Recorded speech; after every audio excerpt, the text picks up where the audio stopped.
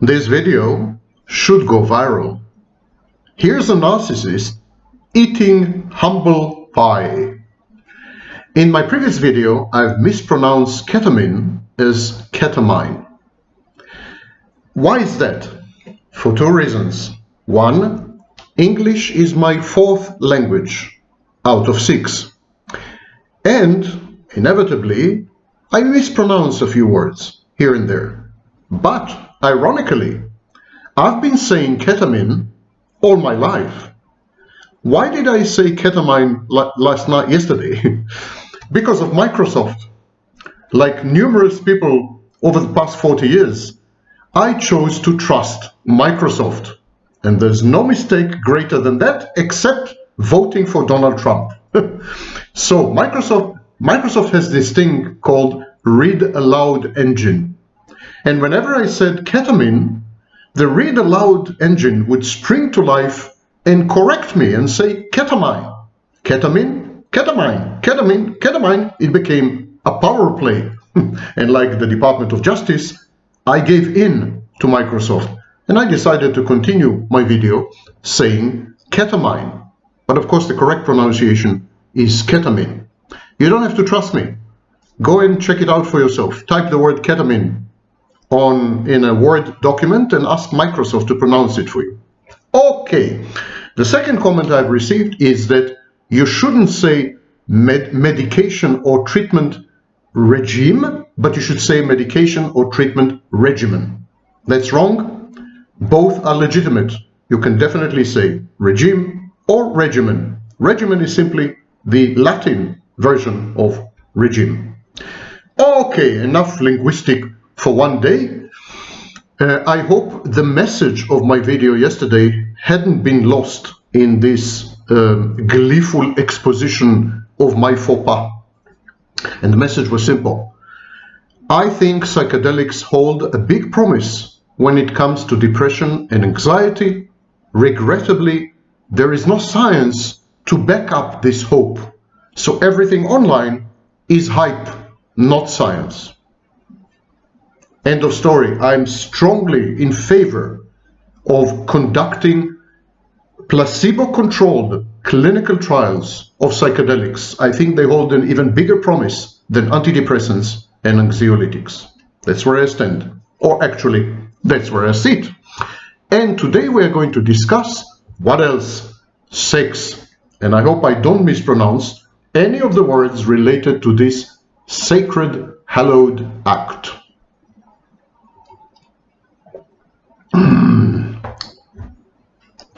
Mini. I want to clarify one thing. Cerebral narcissists rarely have sex. The majority of cerebral narcissists are asexual or sexless, celibate, abstinent. By definition, any narcissist who is sexually active is not cerebral. He is somatic. I coined the phrases cerebral narcissist and somatic narcissist in 1995, and I was the first to describe the differences between them. Somatic narcissists derive narcissistic supply from their bodies and the functionalities of their bodies, anything from bodybuilding to sex. They use their bodies to obtain supply. The cerebral narcissist, on the other hand, is bespectacled, and he uses his intelligence and intellect, he leverages them to obtain accolades and applause, attention, affirmation, adulation, and admiration. Public intellectuals are usually cerebral narcissists. Cerebral narcissism, therefore, is very distinct from somatic narcissism, not only in the way the supply is secured, but in the locus of grandiosity. The cerebral narcissist is grandiose by virtue of his self-perception as a unique, unprecedented genius. The somatic narcissist is grandiose because he believes himself to be irresistible, and he believes his body to be a unique work of art. Sometimes, and I've discussed this in previous videos, I encourage you to go back. In the last 2 weeks I've made several videos about collapse, about depression, in narcissism, and so on. It would be good if you watch this before you watch this one, but you know. So in some situations, there is an incomplete transition between cerebral and somatic. Generally, there's no type constancy. The narcissist gravitates and cycles between cerebral phases and somatic phases, but sometimes the process gets stuck. And when it does, there is something which I call the binary system. The binary system is when in the same body of the narcissist, in the same narcissist, you find overt and covert types, overt and covert phases or stages or states coexisting.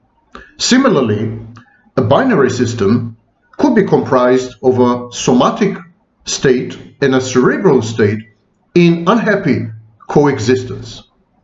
Of course, when you have a binary system, there are a lot of clashes. Binary system is typical of a period of switching. When the narcissist tries to switch from cerebral to somatic, sometimes the collapse phase is very protracted. The narcissist is getting just enough supply, a maintenance dose, to keep him trapped in the previous type and not fully transitioned into the other type. So then we have a binary system, and the narcissist cycles very rapidly between abstinence and hypersexuality. So let me summarize. This is very difficult material. A narcissist is dominantly cerebral or dominantly somatic. But when he fails to obtain narcissistic supply, he switches to the other type. The cerebral switches to somatic, the somatic attempts to switch to the cerebral type. This process of switching is essentially called collapse. The collapse is the inability to obtain supply and the dysphoria and depression that accompanies this inability. The narcissist is shattered. He decompensates. His defenses crumble, and he tries desperately to transition to the other type. Sometimes this transition takes a long time. It takes years, in some cases years, because the collapse is not complete. Enough supply is coming in to maintain the previous state, but not to fully transition to the new state. So then we have, for example, somatic-cerebral hybrids, and the narcissist can't make up his mind, so to speak. Sometimes he's hypersexual and promiscuous, sometimes he's totally dead as far as sex is concerned. He's hyposexual or even asexual. As far as the intimate partner is concerned, such rapid cycling between types is perceived as approach-avoidance cycle. When the narcissist is more somatic and is interested in sex, he approaches the partner. But then the cerebral, in this tug of war, the cerebral takes over, and the narcissist withdraws and avoids the partner, becomes sex averse. On and off. Yes sex, no sex, hypersexual, hyposexual, over and above, nothing at all. This is the approach avoidance cycle, or approach avoidance repetition compulsion. The intimate partner can't make head or tails of the situation. It's very, very disorienting and confusing. This interim period of a binary system, which characterizes switching and the collapse, usually lasts a few weeks at most.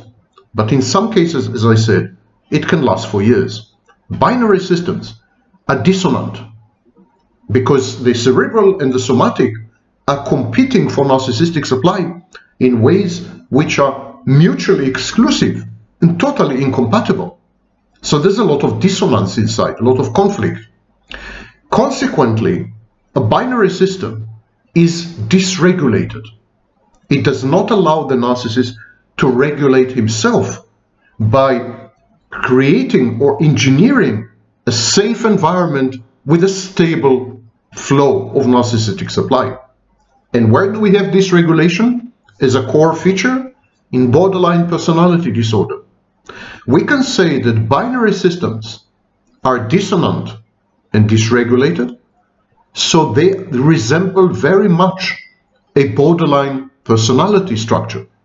Indeed, Grothstein had suggested long ago that borderlines are incomplete narcissists, narcissists who had failed, children who had failed to attain narcissism, and so they got stuck in the middle as borderline. So when the narcissistic defenses collapse, when the narcissist can no longer obtain narcissistic supply, he regresses, and his fallback position, his default, is the borderline state. Every narcissist has borderline phases, which is one of the main reasons I am strongly opposed to all these separate diagnoses. I think there should be only one diagnosis of personality disorder, because every person with any personality disorder is experiencing all the other personality disorders. This is why we have such high comorbidity, diagnosing more than one personality disorder in the same person. So when the narcissist switches from cerebral to somatic, there's a period of collapse, a period of transition, and it lasts for a while. It takes a while. During this period, there's a binary system which is conflictual, conflictive and dissonant, and resembles very much borderline behavior. Ironically, in healthy, normal people, depression leads to a reduction in libido, a reduction in the sex drive.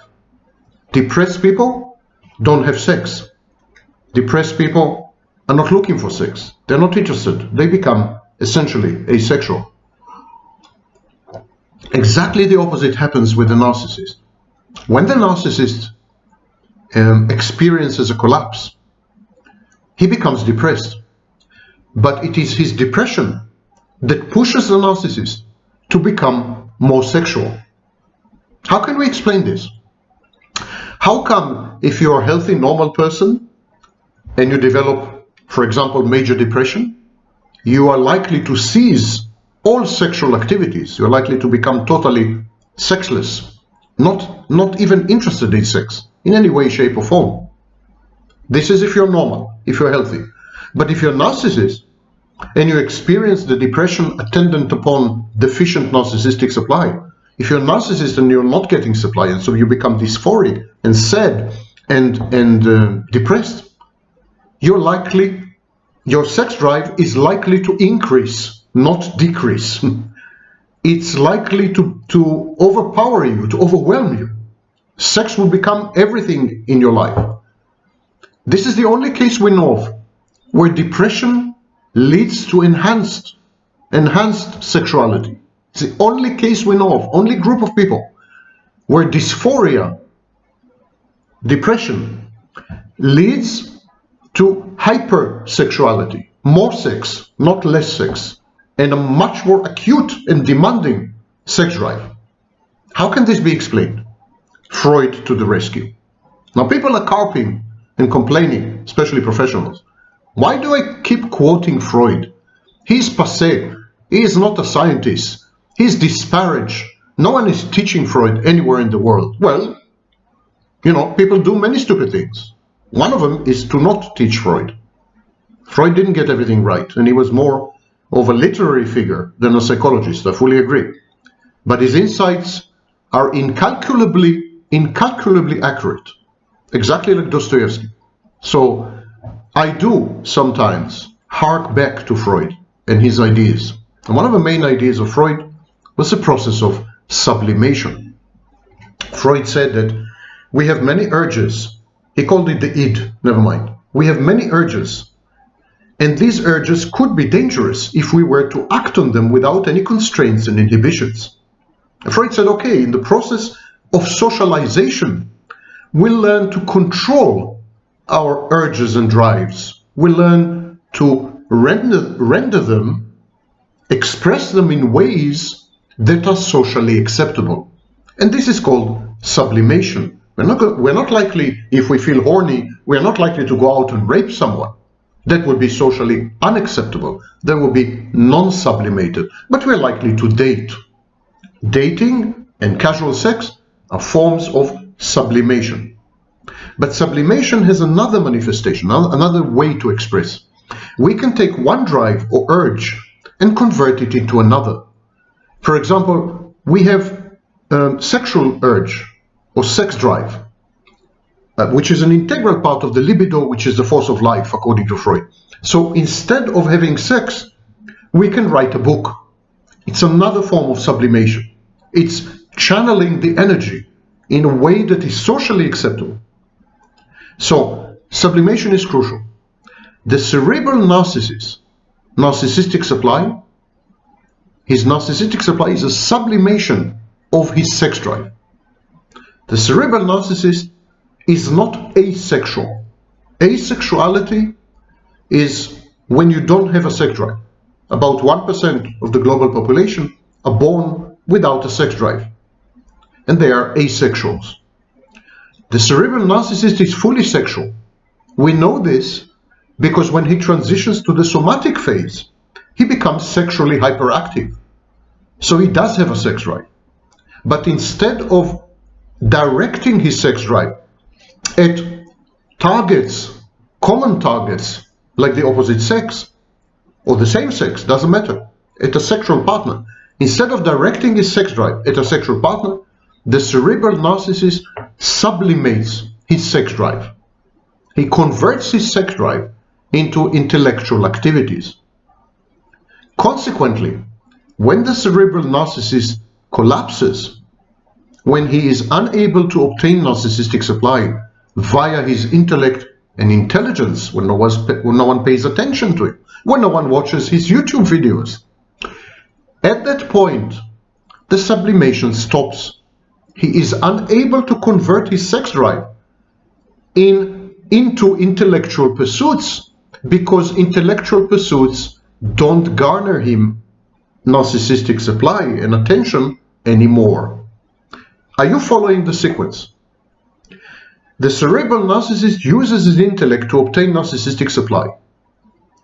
He displays his intelligence like a peacock fanning its tail. So he displays his intelligence in ways that attract attention and approbation and adulation and admiration. When this fails, he is no longer able to obtain narcissistic supply. His sex drive comes back to life, because the sex drive had been converted into intellectual pursuits in order to obtain supply. If there is a collapse and the intellectual activities cannot guarantee supply, there is no point in the sublimation of the sex drive.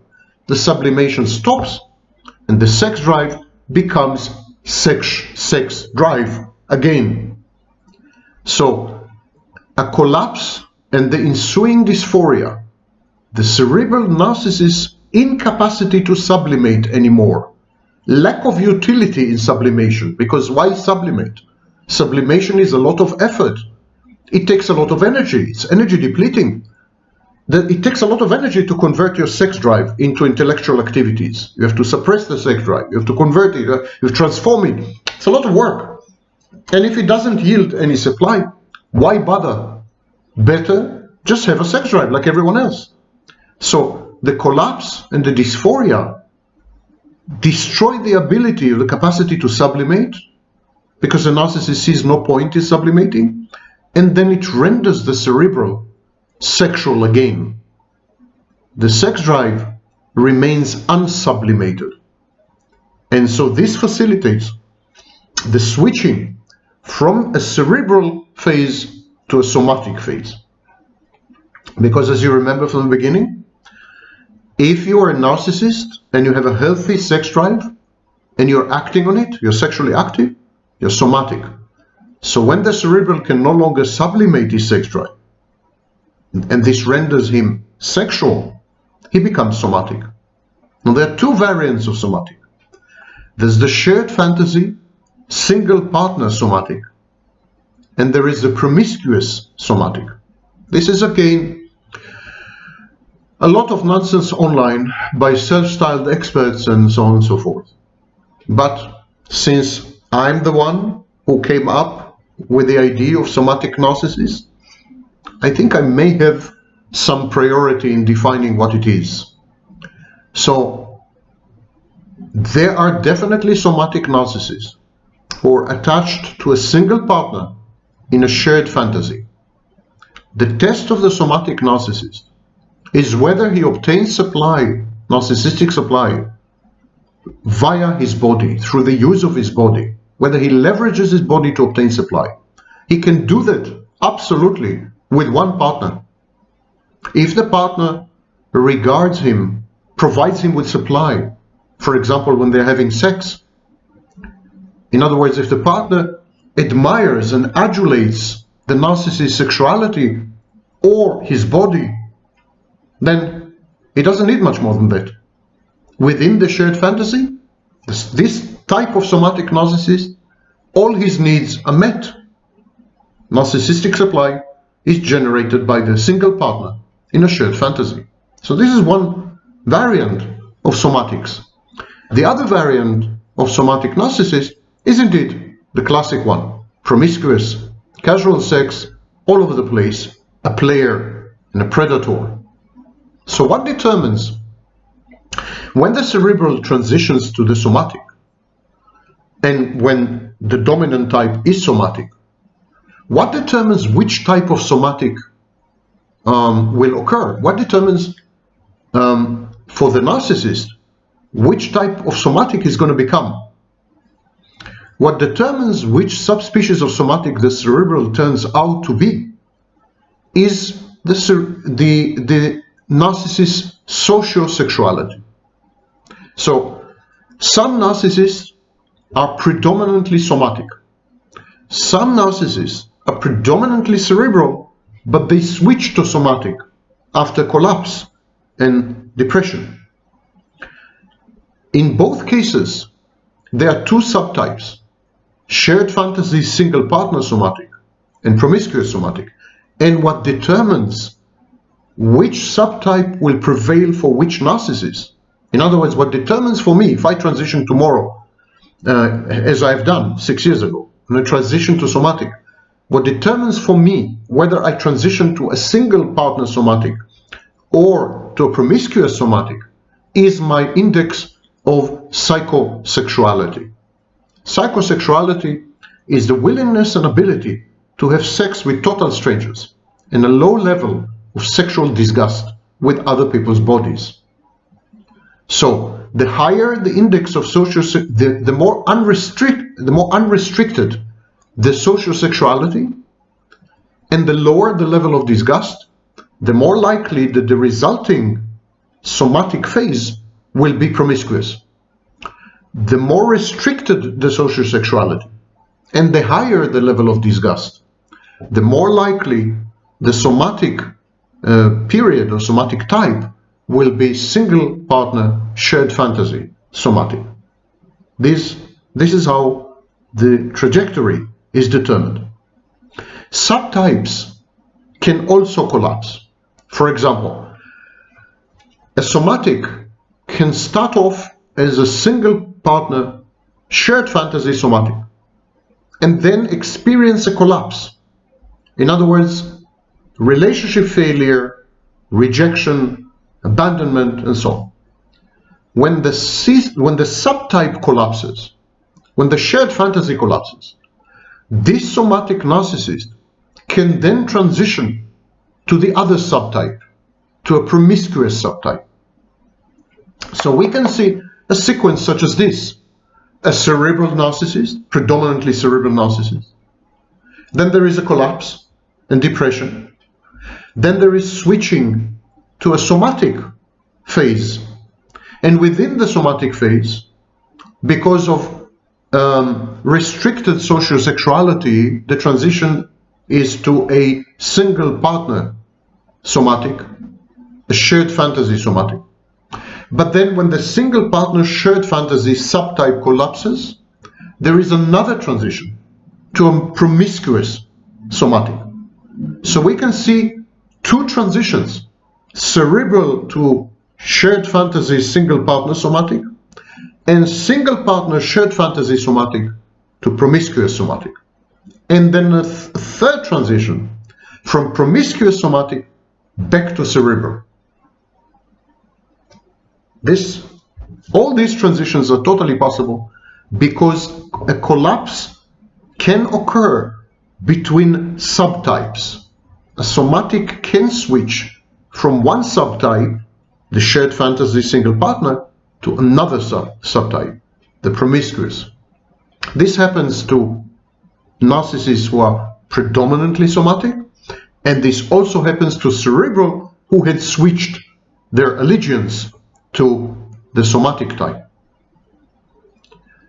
All these transitions can be perceived as confusing and confounding by everyone around the narcissist. And indeed, it's an integral part of what we call identity disturbance. I've made a video about shape-shifting borderlines and morphing narcissists. Narcissism is not a stable phenomenon. It's not a single clinical entity. It's a family. It's a family of variants. And every single narcissist transitions between all these subtypes and all these types. Every single narcissist alive is sometimes overt, sometimes covert, sometimes cerebral, sometimes somatic, sometimes shared fantasy, single partner somatic, and sometimes promiscuous somatic, and back again to cerebral, and back again to somatic, etc. There's a total flux, this constant cycling between the types. And this cycling is mediated by the mechanism of collapse and the attendant dysphoria, the attendant depression. So next time you watch a video by a self-styled expert about the narcissist, that's someone who has no idea what he's talking about. There's no such thing as the narcissist. Which narcissist? In which phase of his life? Did he recently experience collapse? Is he? And as you see, the affinities between narcissism and borderline are very, very close. That's not Sam Vaknin. That's Otto Kernberg, the father of the modern understanding of borderline personality and narcissism. Otto Kernberg said that borderline and narcissism are essentially the same thing, and both of them are on the verge of psychosis. And I agree. Under duress, under stress, in extremis, when taken to the extreme, in conditions which are not conducive to obtaining narcissistic supply, the narcissist switches the same way the borderline switches. And he switches to types which are mutually exclusive, the same way the borderline has no fixed core identity. Both types, both diagnoses, narcissistic personality disorder and borderline personality disorder, actually involve very, very profound identity disturbance. The narcissist has no identity because he has a false self, which is not, it's not he.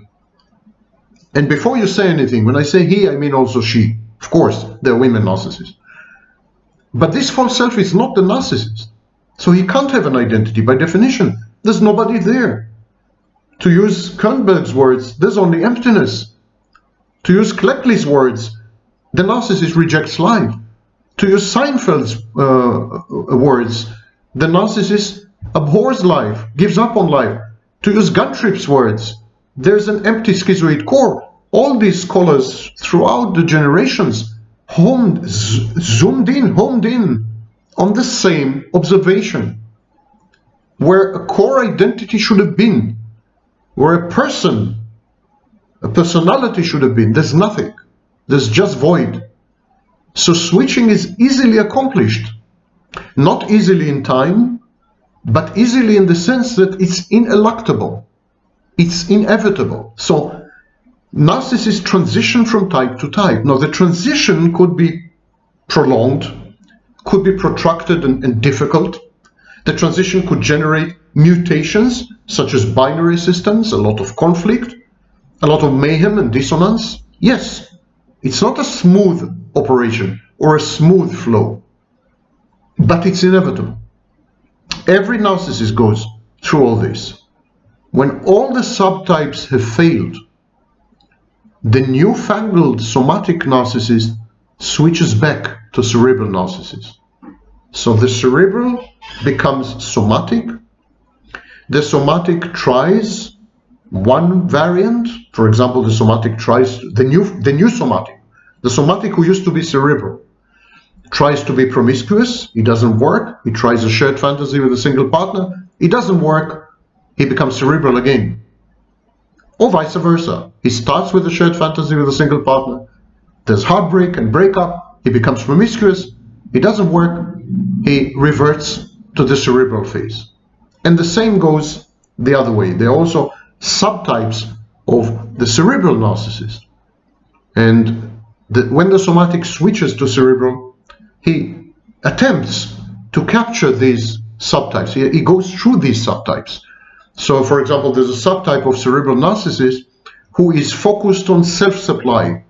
It's an introverted cerebral narcissist who derives a sense of accomplishment from realizing that he had just achieved a great intellectual feat somehow. He doesn't need to advertise it. He doesn't need to publish it. He is his own audience. So that's a form of self-supply. That's one type of cerebral. The other type of cerebral is the public intellectual who needs an audience, chases an audience at all costs, and so on. So when the somatic switches to cerebral, he also goes through subtypes. And when the subtypes collapse, he reverts to somatic. That's the cycle, from major type to another major type. And within each major type, there is a cycling between the subtypes. Each of these phases and subphases is mediated through collapse. In other words, the transition, the trigger that causes switching from one type to another type and from one subtype to another subtype, this trigger is collapse. And collapse simply means inability to obtain supply. I want to talk about another thing which is somehow reminiscent of the first part of this video. And it's, I kept saying that when narcissists transition and when they switch and so on, they become very reminiscent of borderline personality disorder. And in borderline, especially in borderline women, that's not gender bias, that's simply a fact. Because each gender, each sex actually expresses its mental problems in accordance with strict social and cultural mores. There is another video I've made about a few days ago about the gender element in personality disorders. The personality disorders as clinical entities are the same in men and women, no difference whatsoever. But the way the personality disorder manifests is different for women than it is for men because of society and culture. Women still express themselves in highly specific ways, as do men. Women, for example, are much more likely to become promiscuous, and men are much more likely to become antisocial and criminalized when they're subjected to collapse. So I want to explore one type of collapse when it comes to borderline women. Borderline women are secondary psychopaths, at the very least, or maybe subclinical psychopaths. There's a close affinity, we now know. There's a close affinity between borderline and psychopathy. Many scholars have gone to the extent of saying or suggesting that borderline is psychopathy for women. Mind you, it's not the same type of psychopathy as in men. In men, we have something called factor 1 psychopathy. And in women, it's factor 2 psychopathy. So these are different types of psychopathy. In factor 2, there's an emphasis on impulsivity and so on. Factor 1, there's an emphasis on grandiosity, etc. But still, it's psychopathy. So borderline women are psychopaths, secondary psychopaths. And this is very clear when they're subjected, becomes very clear when they're subjected to stress and abandonment and humiliation and so on. They begin to act psychopathically, and they become emotionally dysregulated. Some borderline women have a history of promiscuity. Other borderline women are chaste and have never slept around with strangers or with friends or whatever. So there's a whole panoply of possible sexual behaviors among borderline women. It's a myth that all borderline women are promiscuous and all borderline women cheat. It's absolutely wrong. It's a stereotype. But some are and some are not. Some do and some do not. Some, in other words, some borderline women are sociosexually unrestricted. They're perfectly willing to sleep with strangers, and they have a low level of sexual disgust. And some borderline women are sociosexually restricted. They sleep only with intimate partners and in intimate settings, and they have a high level of sexual disgust. So one cannot generalize. But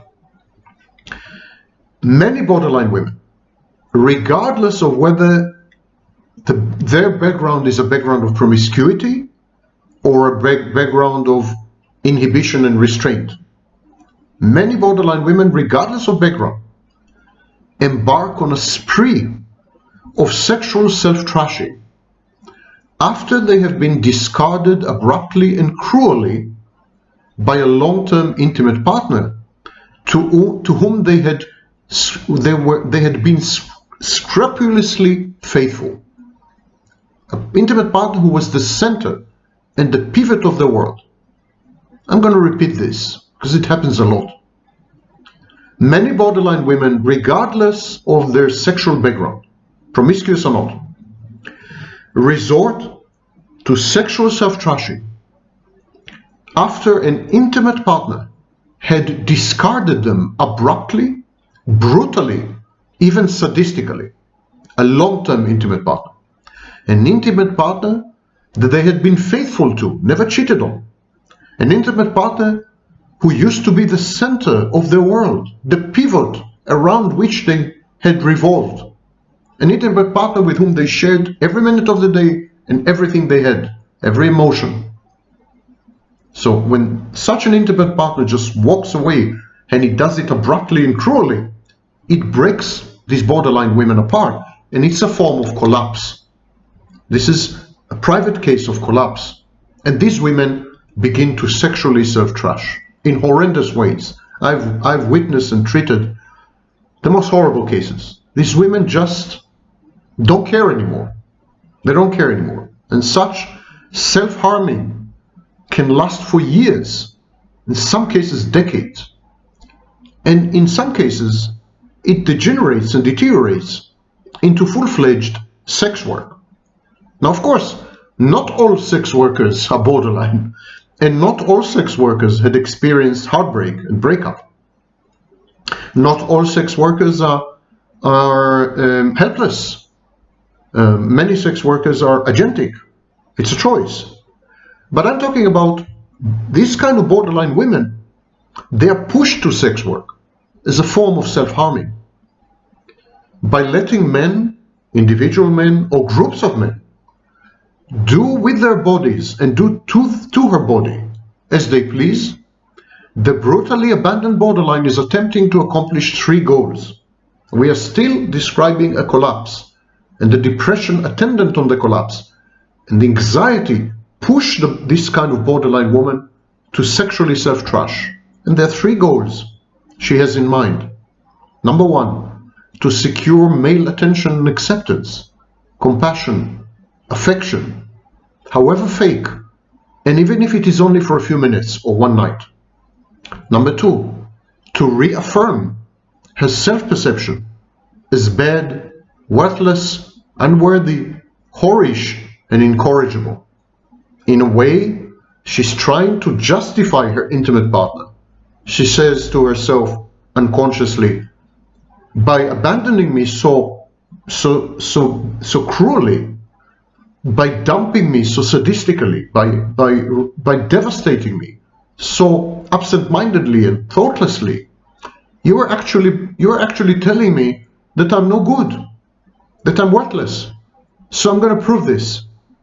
I'm going to prove to you that you're right. She's still trying to affirm the way he sees her or saw her. And every borderline has a bad object inside her. Every borderline believes herself to be essentially bad. That's why many borderlines push people away, because they're afraid that if people come to know them better, they're going to be abandoned.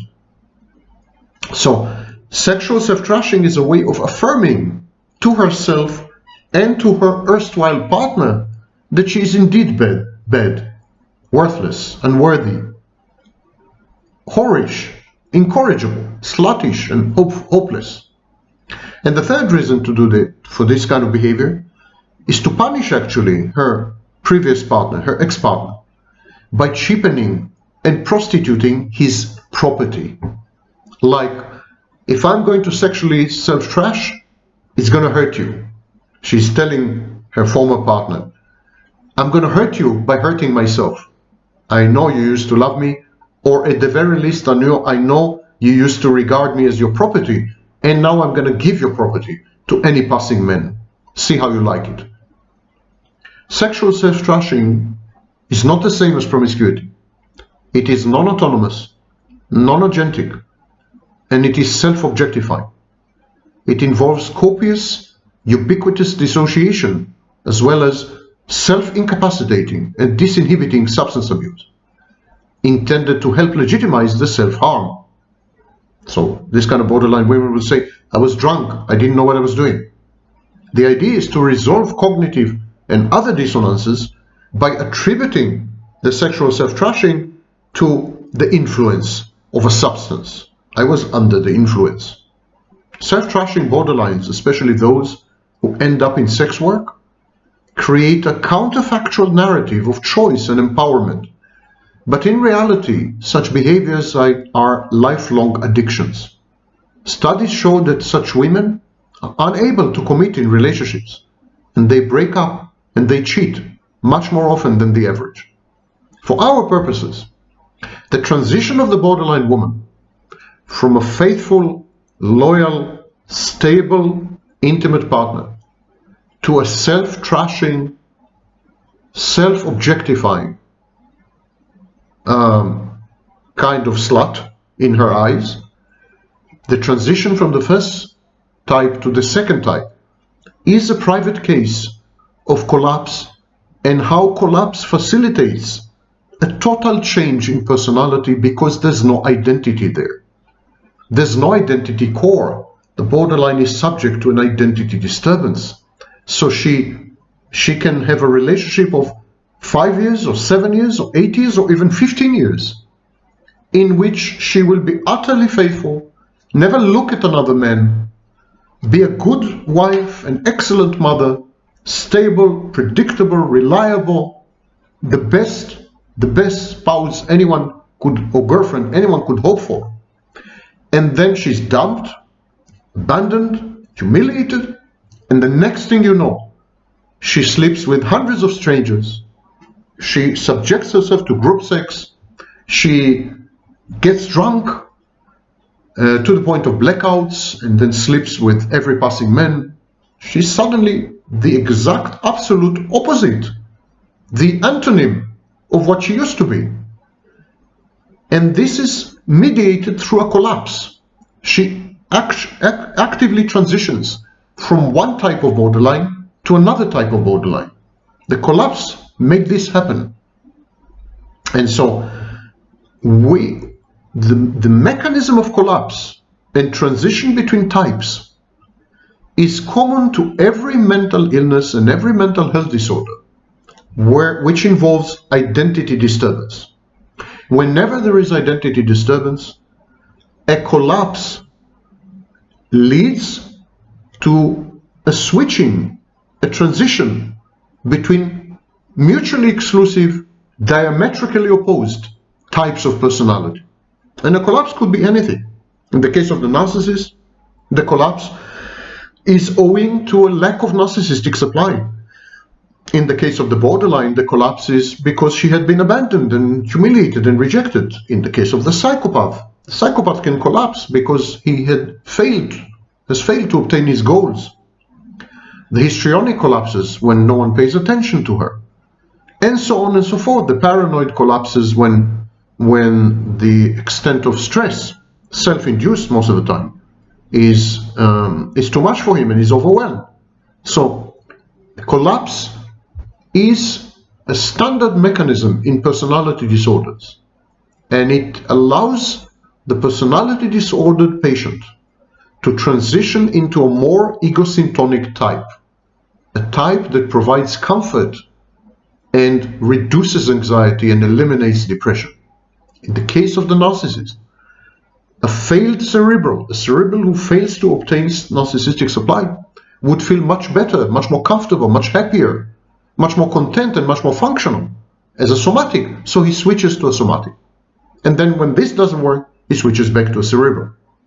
The only glitch in this perfect mechanism is a binary system.